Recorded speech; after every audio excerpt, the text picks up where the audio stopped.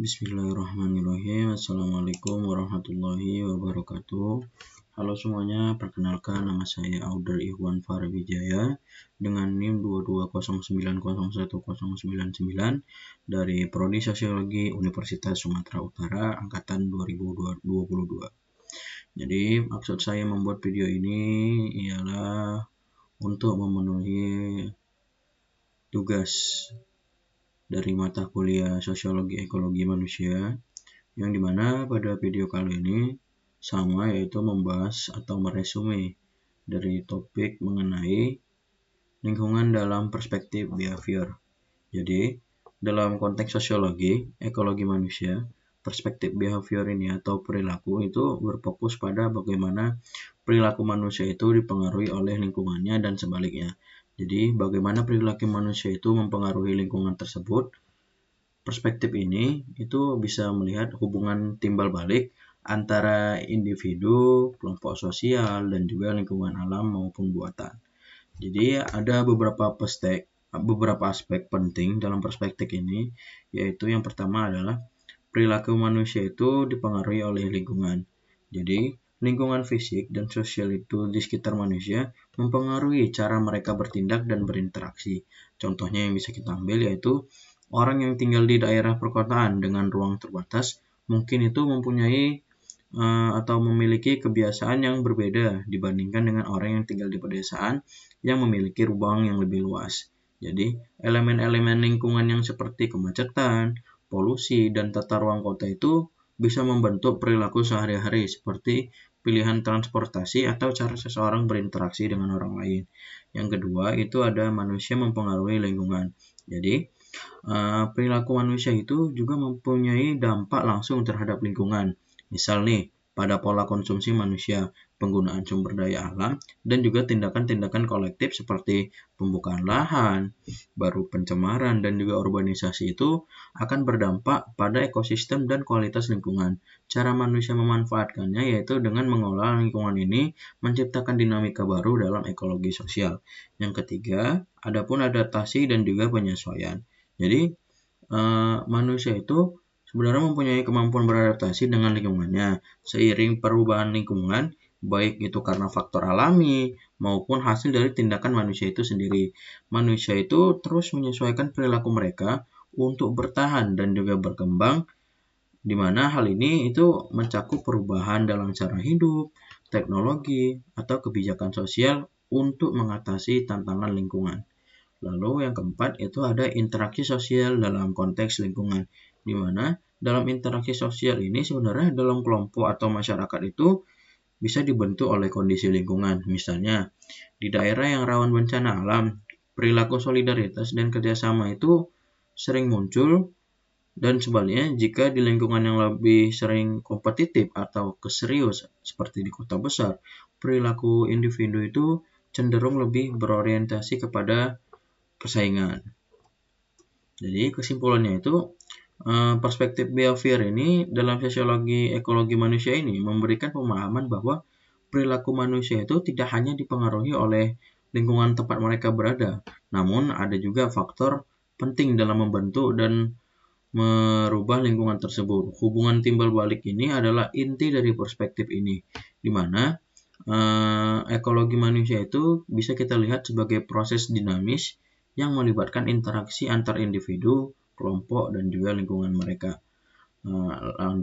Adapun 4 teori di mana yang membahas mengenai lingkungan dalam perspektif behavior.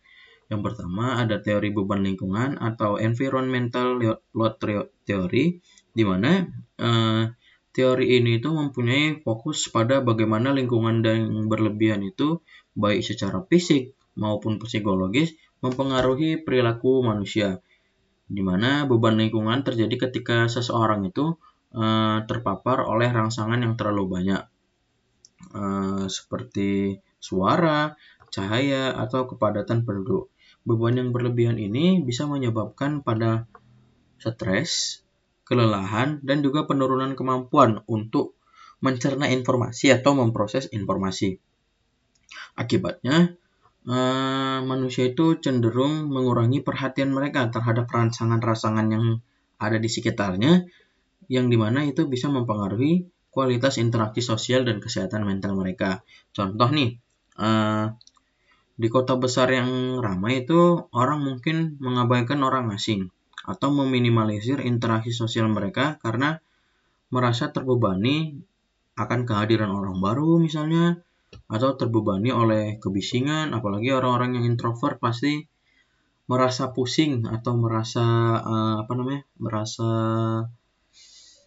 stres apabila mendapati lingkungan barunya itu padat dan bising. Nah, lalu ada teori yang kedua, ada teori hambatan perilaku atau behavioral constraint theory, di mana teori ini sebenarnya menyatakan bahwa ketika lingkungan itu membatasi perilaku seseorang, di mana individu itu akan merasa tertekan dan juga kehilangan kontrol, yang bisa menyebabkan frustasi dan juga agresi, di mana dari hambatan perilaku tersebut dapat terjadi dalam situasi di mana ruang gerak seseorang individu itu dibatasi, atau ketika pilihan untuk bertindak itu dibatasi oleh lingkungan seperti kemacetan lalu lintas atau antrian panjang, di mana dari kemacetan dan antrian panjang itu pastinya kita dibatasi gerakannya, karena bisa dibilang seluruh individu menyatu jadi satu tempat sehingga terjadinya pembatasan terhadap gerakan.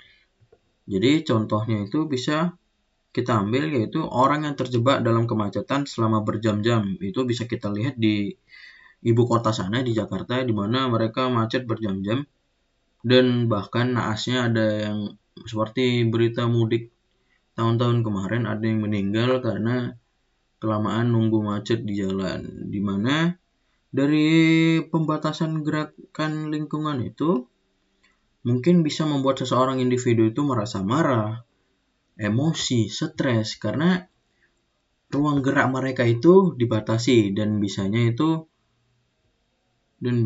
itu mereka merasa terbebani sehingga memicu agresi atau perilaku stres. Yang ketiga, ada teori level adaptasi atau adaptation level theory, di mana teori level adaptasi ini menerangkan bagaimana individu itu beradaptasi dengan perubahan dalam lingkungan mereka. Jadi teman-teman, menurut teori ini, setiap manusia atau setiap individu itu mempunyai tingkat adaptasi tertentu yang dimana mempengaruhi bagaimana mereka merespon stimulus lingkungan. Jadi, ketika individu terpapar pada lingkungan baru, mereka akan menyesuaikan harapan mereka dan juga respon mereka berdasarkan pengalaman sebelumnya. Jadi, apabila rangsangan lingkungan berada di luar batas adaptasi mereka, baik itu terlalu tinggi, misalnya kebisingan yang luar biasa, ataupun terlalu rendah, misalnya lingkungan yang terlalu sepi, maka hal inilah yang akan mempengaruhi kenyamanan dan perilaku mereka. Seiring waktu berjalan, orang itu akan berusaha menyesuaikan diri dengan perubahan lingkungan. Namun, jika perubahan itu terlalu drastis atau cepat, atau terlalu banyak tapi cepat, itu bisa menyebabkan stres. Contohnya yang bisa kita ambil seperti seseorang yang tinggal di pedesaan mungkin merasa terganggu dan tidak nyaman saat pertama kali pindah ke kota besar yang ramai dan bising, di mana ya orang-orang desa biasanya hanya dengar jangkrik atau dengar suara hewan-hewan malam lah, entah kata atau kodok gitu kan. Namun ketika dia pindah ke kota, dengar semuanya tuh suara motor, suara mobil, suara teriakan, dan segala macamnya. Ya mereka merasa terganggu. Namun berjalannya waktu, mereka bisa aja menyesuaikan diri mereka dengan kebisingan-bisingan tersebut karena kebiasaan gitu. Jadi adapun teori yang terakhir yaitu teori setting perilaku atau behavior setting theory, di mana teori setting perilaku ini mempunyai fokus pada interaksi antara individu itu dengan lingkungan di mana perilaku ini terjadi. Jadi, menurut teori ini teman-teman, setiap setting perilaku itu mempunyai karakteristik tertentu yang dimana mempengaruhi bagaimana individu itu berperilaku di dalamnya. Misal nih, lingkungan sekolah itu pastinya mempunyai aturan dan norma yang berbeda dibandingkan dengan lingkungan rumah, di mana teori ini memberikan petunjuk bahwa perilaku itu sebenarnya tidak hanya ditentukan oleh individu, melainkan juga oleh konteks sosial dan fisik di mana perilaku tersebut terjadi atau lingkungan itu terjadi. Dengan memahami setting perilaku, kita dapat menciptakan lingkungan yang lebih mendukung perilaku yang diinginkan. Misalnya di sekolah kita kan nggak bisa tuh asal-asalan. Misal guru bilang, semua murid-murid duduk, maka ya siswa secara otomatis bakal menuruti apa yang dimau oleh gurunya. Ya duduk, apa segala macamnya. Beda dengan yang di rumah. Misalnya orang tua nyuruh duduk, kita bisa aja melakukan hal yang lain. Misalnya kita tiduran, ya intinya kita tetap diam berada di satu tempat itu, namun gerakannya beda. Misal di sekolah kita disuruh duduk ya kita duduk, di rumah bisa aja kita disuruh duduk, kita tetap duduk di posisi itu, namun kita bisa aja tiduran atau apa gimana pun bebas gitu. Jadi ada pun contoh yang dapat bisa kita ambil yaitu misal nih di ruang kelas siswa diharapkan duduk diam seperti yang saya bilang tadi dan mendengarkan guru, sementara di taman bermain seluruh anak-anak itu bebas berlari dan juga bermain, di mana lingkungan setting ini mempunyai pengaruh bagaimana orang bertindak dan juga bertindak atau berinteraksi dengan orang lain. Mungkin itu saja penjelasan dari saya. Lebih dan kurang saya mohon maaf. Kepada Allah saya mohon ampun. Wabillahi taufiq wal hidayah. Assalamualaikum warahmatullahi wabarakatuh. Bye-bye semuanya.